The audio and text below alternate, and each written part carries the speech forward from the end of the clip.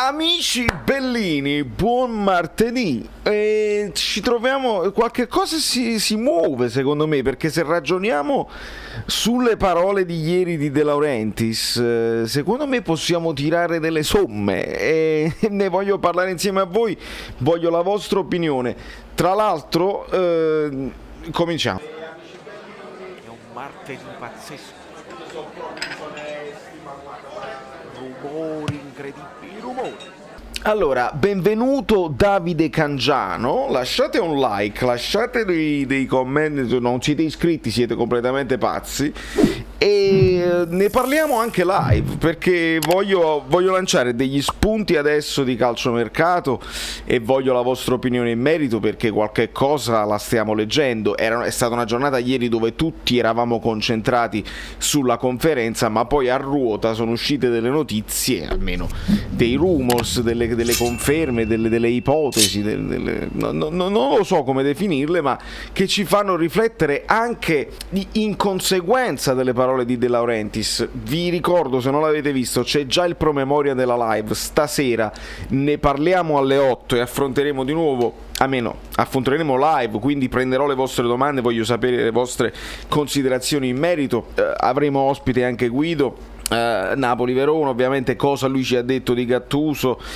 a quel riguardo, così chiudiamo definitivamente la situazione di Gattuso. Poi si parla di stipendi e mercato, perché questa storia dei 156 milioni non mi convince e di conseguenza si parlerà di Insigne, e poi voglio affrontare questo discorso delle mie chat, che è una cosa particolare. Ma in questo video dobbiamo parlare di mercato perché De Laurentiis è stato chiarissimo. De Laurentiis ha detto che non si compra senza vendere e che spera di ricevere le famose offerte indecenti che riceveva all'epoca, però queste poi bisogna sempre vedere se sono confermate o meno, se erano gonfiate, perché ce l'ha questa tendenza di gonfiare un pochino i numeri a seconda di se sta parlando di soldi che sta rifiutando, che sta spendendo, oppure a cui sta rinunciando. E si parla di questa cosa di Mario Rui al Galatasaray, il che significa, signori, che poi ne devi comprare due, perché tu non è, io insisto,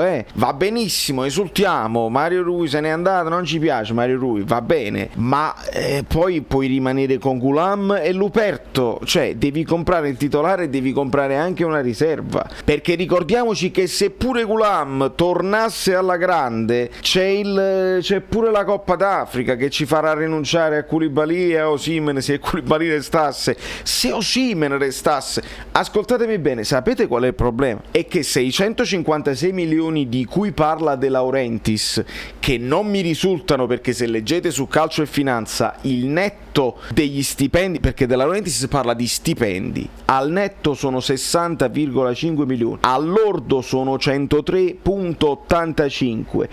Arrivare a 156, mancano 53 milioni, da dove escono? Allora vuol dire che se tu stai ragionando in termini di stipendi, sbagliando a livello calcistico, ma se parli di costi complessivi, tu stai inserendo gli ammortamenti. Parentesi, l'ammortamento è una spesa ulteriore che il Napoli porta a bilancio per fare in modo che poi possa fare delle plusvalenze in maniera più veloce prima. Ve lo spiegherò meglio con Guido stasera in live, perché non voglio dire cose sbagliate, ma se andate a vedere su Calcio e Finanza, vi parlo di 2 o 3 anni fa, cioè quando arrivò Fabian prende 1,5, ok? Quindi voi dite Fabian non è Fabian a bilancio ci costa 3 milioni lordi. Non è vero, l'ammortamento di Fabian per il primo anno fu di 13, quasi 14 milioni, quindi vuol dire che il primo anno tu i 30 milioni di Fabian più i 15 li consideri ammortamento il primo anno, quindi praticamente a bilancio è un macello.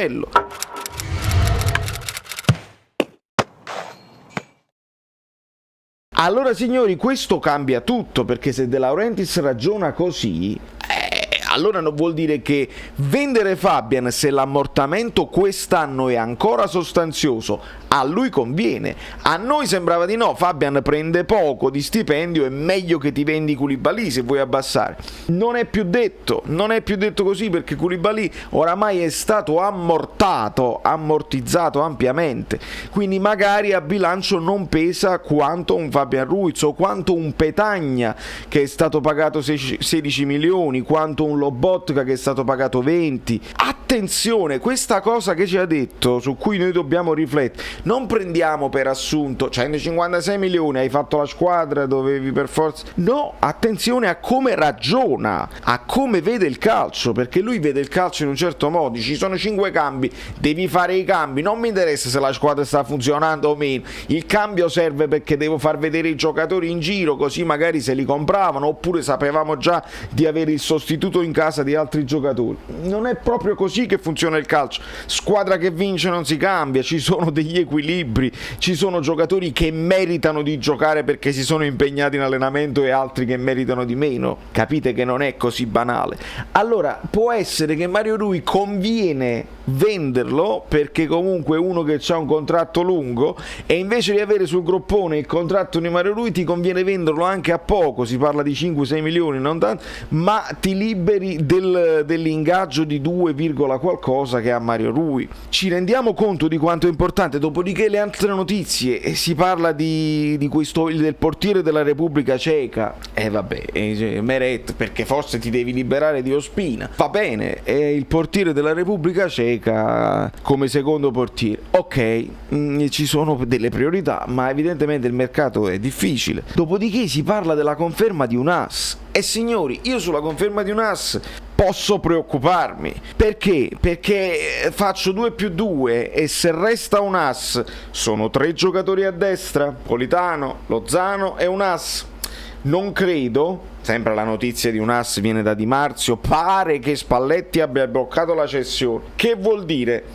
Vuol dire che o Politano se ne va, o Lozano se ne va, oppure se ne va Insigne, perché tu non te lo conservi tutti e 3, a meno che non consideri un as un sottopunta da far giocare dietro Osimhen al posto di Zielinski ogni tanto, e allora tu ragioni in questi termini, e quindi Mertens è semplicemente un vice Osimhen e puoi mettere un as dietro centralmente. Si può fare, ma a me mi preoccupa questa cosa qua. Vuol dire che uno di questi qua a destra se ne può andare, oppure è proprio Insigne che viene sacrificato e viene spostato Lozano a sinistra con un asse che si gioca al posto con Politano, sempre che Politano non abbia offerte. Attenzione, perché il suo procuratore ha detto non possiamo escludere nulla, e non possiamo escludere nulla, veramente non possiamo escludere nulla, perché, e vi ripeto, se il Napoli per fare acquisti deve prima vendere, quello che arriverà come offerta muoverà il mercato del Napoli di conseguenza, perché il Napoli non fa il mercato.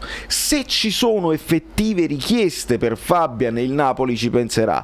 Se ci sono effettive richieste per Koulibaly al prezzo che dice il Napoli ci penserà. Ma scordateveli quei prezzi: 60 milioni per Koulibaly, 75 per Zielinski, 50 per Fabian. Assolutamente no, lui l'ha detto, non servono che sia, le offerte non devono essere indecenti, devono essere appropriate.